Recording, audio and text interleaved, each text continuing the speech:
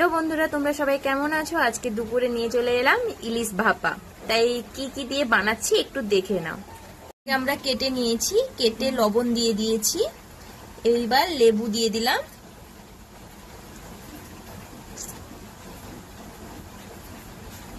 তারপর এটাকে একটু মাখিয়ে নেব। এবার এইটা আমি 10 মিনিট মতো ঢাকনা দিয়ে রেখে দেবো বা ফ্রিজে রেখে দেবো। আর আমরা কড়াইতে জল দিয়ে দেব।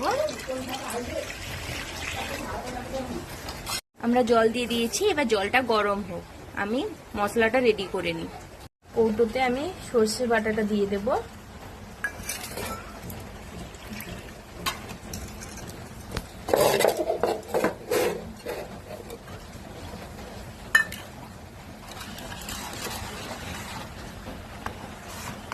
তারপর হলুদ গুঁড়ো দিয়ে দেব,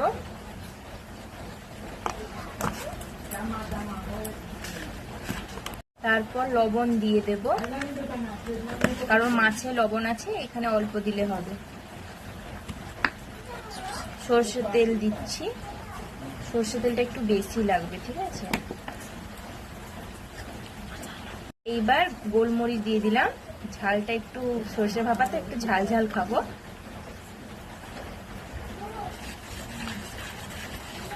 এটা একটু চামচে আমরা করে নিয়েছি। এইবার ইলিশ মাছ দিয়ে দিচ্ছি।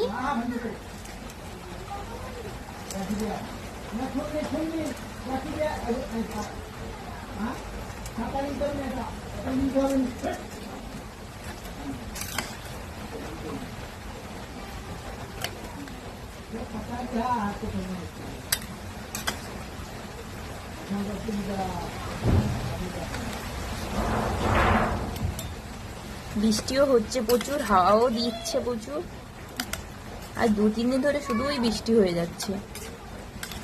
কি বলো বৌদি? বৃষ্টিটাও কমছেও না, প্রচন্ড বৃষ্টি হচ্ছে, তাই আমাদের ইলিশ ভাপটা জমে যাবে খাওয়াটা। কিন্তু আমি তো আবার ইলিশ পছন্দ করি না, তাও এখন টুকটাক খাচ্ছি। এরপর আমরা বসিয়ে দিই, জলে বসিয়ে দিলাম। এবার ঢাকনা দিয়ে দেব। কমপ্লিট। এবার আমরা এটা হতে থাক, তারপর আমরা দেখছি। এইবার আমরা ঢাকনাটা খুলবো।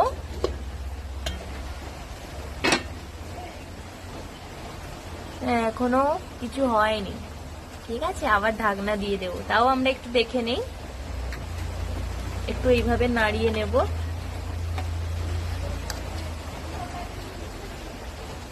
আবার ঢাকনা দিয়ে দেব। এখন আধা ঘন্টা 45 মিনিট মতো হোক। এইবার আমরা ঢাকনাটা খুলে নেব, দেখে নেব হয়েছে কিনা। হ্যাঁ, হয়ে গেছে। এইবার এটা আমরা নামিয়ে নেব। হ্যাঁ, হয়ে গেছে। একটু সরষের তেল দিয়ে আমরা নামাবো। চামচে, এই চামচে একটু সরষের তেল দিয়ে নামাবো। এইবার সরষের তেলটা দিয়ে দেব।